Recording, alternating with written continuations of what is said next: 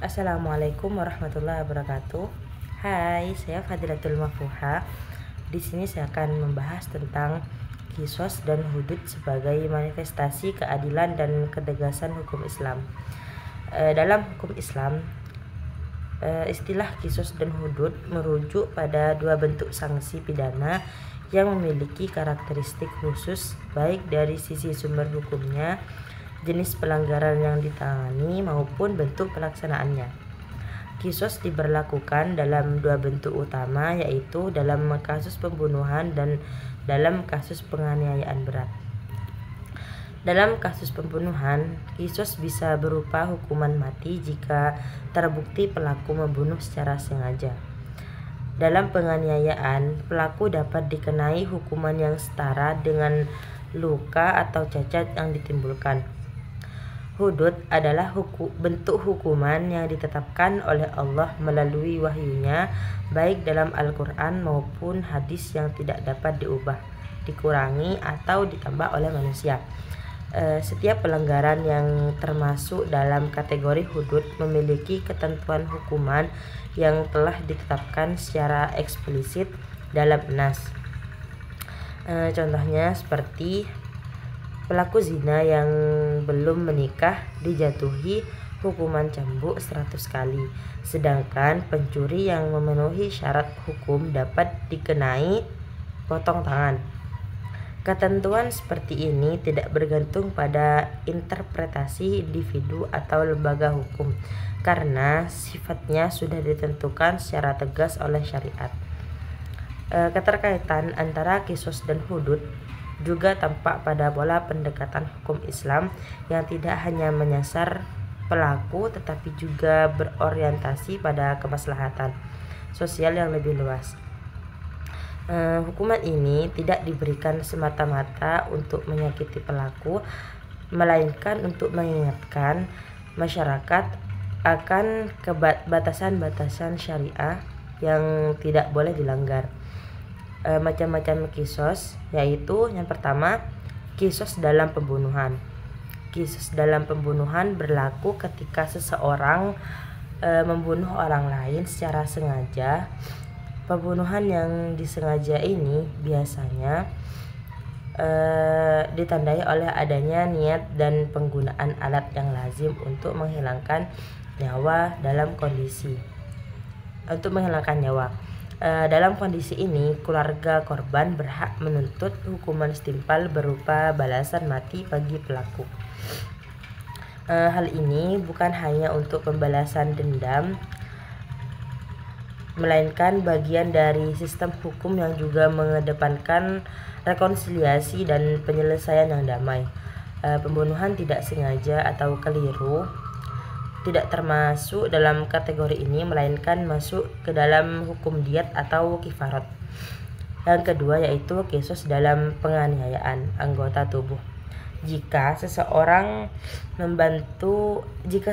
melukai orang lain hingga menyebabkan cedera tetap seperti kehilangan mata, tangan, atau anggota tubuh lainnya, maka pelaku dapat dikenai hukuman setimpal. Dalam konsep ini adalah membalas sepadan dengan apa yang dilakukan selama pelaksanaannya, memungkinkan dan tidak menimbulkan kerusakan yang lebih besar.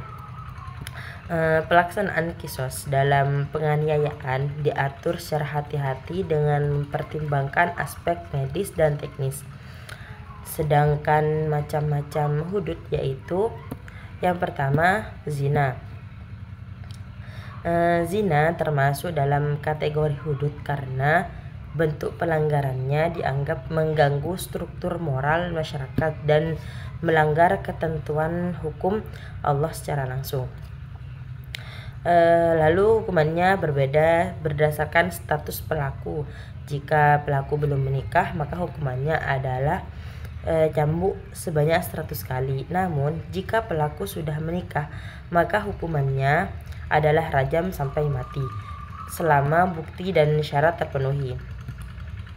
Kemudian yang kedua, pencurian juga termasuk dalam kategori hudud jika terpenuhi syarat-syarat tertentu seperti nilai barang yang dicuri mencapai nisab, tindakan dilakukan dengan sengaja serta barang yang diambil dari tempat penyimpanan yang sah atau tertutup. Jika semua unsur ini terpenuhi, maka hukumannya adalah potong tangan kanan. Namun jika tindakan pencurian dilakukan lagi setelah hukuman pertama, maka tangan kiri pelaku dapat dipotong. Yang ketiga, qazaf. Qazaf adalah tindakan menuduh seseorang melakukan zina tanpa membawa bukti berupa 4 saksi. Hukuman atas qazaf adalah 80 kali cambukan. Selain hukuman fisik, pelaku juga tidak diterima kesaksiannya dalam perkara hukum selanjutnya. Tujuan hukuman ini adalah menjaga kehormatan dan nama baik individu dari tuduhan yang tidak berdasar serta mencegah tersebarnya fitnah dalam masyarakat. Yang keempat, minum khamr. Minum khamr juga termasuk dalam kategori hudud. Hukumannya berupa cambukan, meskipun jumlahnya tidak disebutkan secara eksplisit dalam Al-Quran.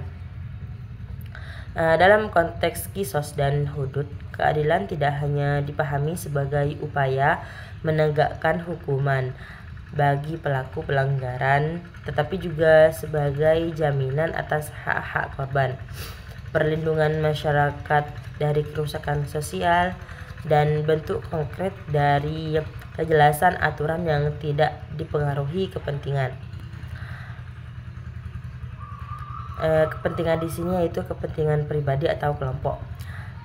Kemudian yang kedua yaitu bentuk hukuman ini membentuk garis batas yang tidak bisa dilanggar sembarangan.